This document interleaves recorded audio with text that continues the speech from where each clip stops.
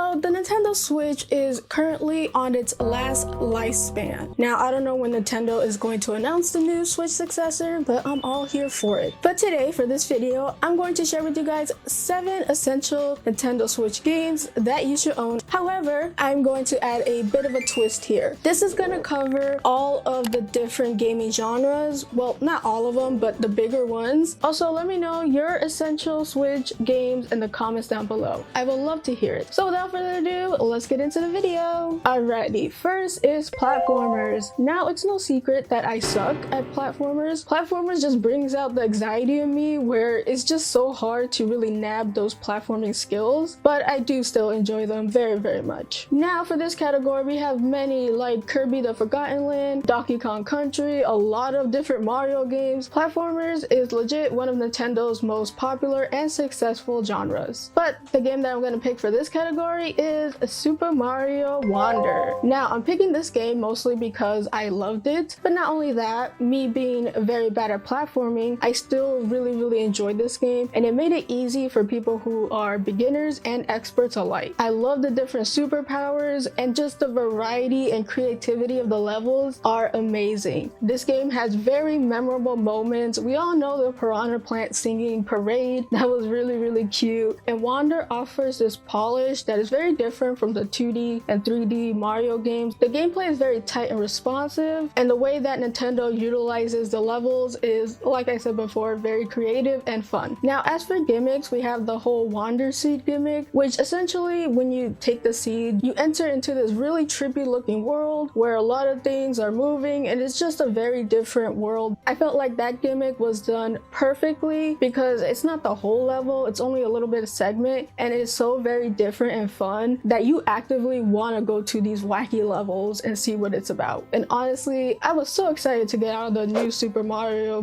Bros. U Deluxe kind of era and go into a new, very creative era with Super Mario Wonder. It is truly wonderful. I am probably gonna edit that out. Now on for simulation games. Now for simulation games, this involves games like City Skyline, 2 Point Hospital, and 2 Point Campus. Honestly, there's a lot of simulation games on the Nintendo Switch. So for the simulation category, I'm going to choose Room Factory 4 Special. This is the first Room Factory I've ever played, and it got me so hooked. I have a ton of hours in this game, and honestly, I found it really refreshing with its mix of RPG mechanics and farming sim elements. So it's kind of like a hybrid in a way. Now, I call Room Factory a farming sim with RPG elements. Most of the game does focus more on the farming elements than the RPG elements, in my opinion. Now, opposed to many other classical farming sim games, Room Factory is a bit different because it does have a story, and not just a story that's in the background like Stardew Valley and games like that. Room Factory games tend to have a story that is very well the focus of the game throughout your gameplay, and I feel like it does a great job interweaving the story into the farming mechanic. So apart from making money, there's actually an in-story reason why you are tending to this farm. It just does a lot of things right. I feel like Room Factory 4 strikes a really perfect balance with all its mechanics that it has to offer, from the story to the farming and the RPG gameplay mechanics. And of course, a staple in most farming sims, and that is socializing and romance. Yes, indeed, you could find your perfect partner in this game. There is a host of different characters, and they're all different and unique and quirky in their own weird way. Now, I really didn't like Room Factory 5. I just tend not to talk about it. It was really bad in my opinion. So I chose Room Factory 4 because it has a ton of variety in many different ways. Alrighty, next one is the hack and slash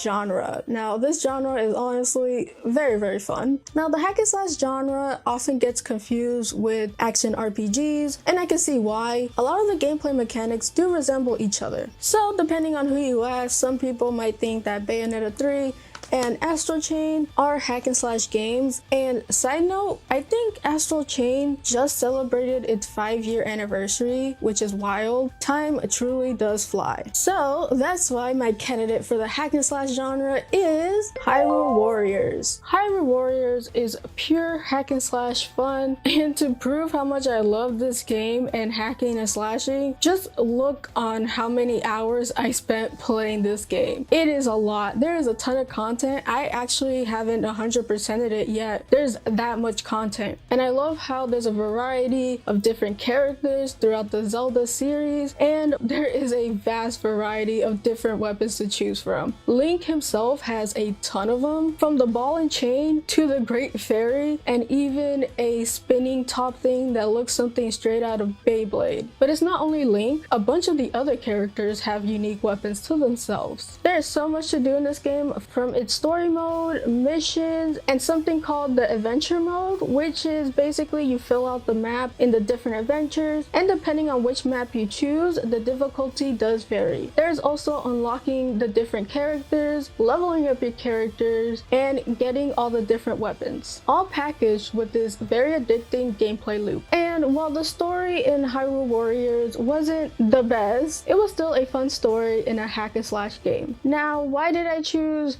Hyrule Warriors over Age of Calamity, which is the Breath of the Wild edition of Hyrule Warriors, is basically because it had more limitations on the weapons that you could choose. There wasn't really an adventure mode, and while the story was better than Hyrule Warriors, the first one, I felt like it hindered the experience a little bit, but it's still really good. Now, Hyrule Warriors is not a mainline Zelda game, but it actually had you play as Zelda at some point, so it kind of was the first, in a way, not really, but kinda. Oh, and another fun note is that you could actually play as Linkle, which is a gender-bent Link, and I absolutely adore her. So for the hack and slash genre, I find Hyrule Warriors the perfect representative for it. Alrighty, next we go on to the visual novel slash adventure. Now, within the visual novel genre, my favorite is mostly mystery and detective type games, though there's a lot of subgenres in the visual novel space. Some I honestly don't even know. But for this, I want to go back to the classics and back to the game that really sucked me into this genre, and that is with the Phoenix Wright trilogy. It is truly a fantastic series that I love. So the whole series is very good, but the first three are peak in my opinion. Now, don't let the courtroom facade aesthetic fool you. The Phoenix Wright trilogy games are so fun and goofy. I feel like it tackles humor and the seriousness of the issue very well. Now, with visual novels, you don't have the gameplay to really back it up, so your story and writing has to be tight and good, and that's something that the Phoenix Wright trilogy does very well. And your protagonist, Phoenix, is honestly one of the best protagonists. He obviously has his own personalities, wants, and goals, but it's still a good vehicle for the player to insert themselves into. He is very likable and lovable. There are times where he makes some weird decisions, but then there's times where he locks in and knows what he's doing. Now, in the trilogy, each case has its own isolated story, but it does add to the overarching story. And for every good protagonist, we need to have a good antagonist, and that's where Miles Edgeworth comes into play. Now, Miles is not evil, he's just the antagonist because he opposes Phoenix, but you come to love him and his character so much in the games, and he's honestly a lot of people's fan favorite, so much so that he has his own collection of games just for him. And the amount of characters that you come to love in the trilogy are so well written in my opinion. Well, excluding some, there are some characters that are just like, eh. So I'm 100% confident that the Phoenix Wright trilogy is the best representative when it comes to the visual novel genre. Alright, so next on the list is action adventure. Now, for this genre, my representative I want to pick is The Legend of Zelda: Tears of the Kingdom. And criticisms aside, it is actually a really good game. Now, Tears of the Kingdom acts and looks a lot like Breath of the Wild, from the open world to the structure of the levels, and even the shrines look the same, albeit with a different color palette. One of the main gameplay mechanics is the Ultra Hand. So essentially, Ultra Hand lets you combine different things to build a certain object that you could use in the overworld or in the dungeon. Now, the story is where a lot of the complaints come from me, so So I'm not gonna say the story is good, but overall I feel like Zelda Tears of a Kingdom really captures what it's like to play a action adventure game. Alrighty, next is the turn-based RPGs. Now we're in a genre that I am very familiar with. Now for this one, I actually had a really hard time picking just one game, but then I thought which turn-based RPG really impacted the genre. So I was thinking Octopath Traveler or Octopath Traveler 2, but then I thought of the most impactful turn-based RPG that there is on any console, and that is Persona 5. Now I'm really not going to go into detail about Persona 5 and the gameplay and the story. I think most of you know it by now, but I just want to emphasize how much it changed the genre, because Persona 5 bring a lot of new things to the turn-based RPG table. Because in the past, turn-based RPGs were not as popular because it felt samey and boring. Well, Persona 5 really changed that, from its big and bombastic UI to its flashy and satisfying gameplay, and using its own gimmicks like the baton pass. It really revolutionized how turn-based RPGs can actually be fun and entertaining. Not only that, but Persona 5 really has a good story as well. There's a lot of themes and characters, motivations, and just philosophical questioning within the game that makes it a very enjoyable story as well. Persona 5 was actually my first Persona game, and it got me into the series, and when it first came out, I was all over it. I was so excited. It was like my gothy for at least 3 years. It was that good. And while it's not my favorite Persona game, that award goes to Persona 4. I still think that 5 is really good. So that's why I think that Persona 5 Royal is a good representative for the turn-based RPG genre. Alrighty, now on to the action RPG genre. Action RPGs is very much described as fun to a lot of people, including me. It takes all the aspects of a traditional JRPG or RPG and makes it more dynamic with the gameplay, where you're not really waiting for your turn to attack, you could just attack. When it was time to pick my favorite action RPG, the first game that came to my mind is Nier Automata, one of my favorite games of all time that not only has a very good story, but the gameplay is also amazing. Now, Nier Automata was developed by Platinum Games. They helped finesse the gameplay, and you could clearly see it from its almost hack and slash kind of style, very flashy attacks, and a very unique take on its mechanics and how you implement them. So between the hacking and the slashing, it will sometimes move to a shump, a platformer, and many more to keep you entertained. And the story is very thought-provoking. The characters are honestly very awesome, from 2B and 9S, and their adventures in a world that is very much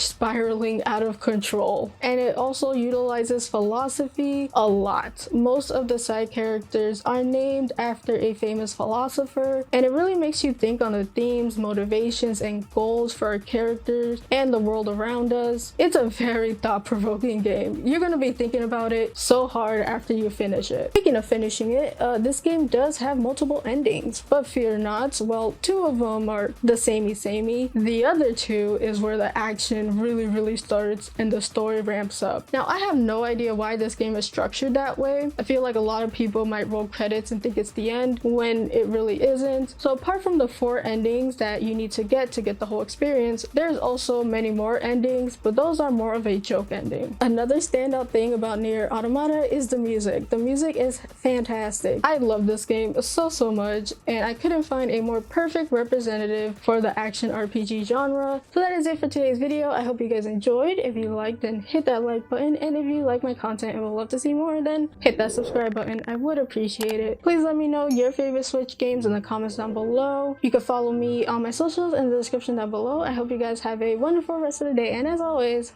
play a good game. Peace.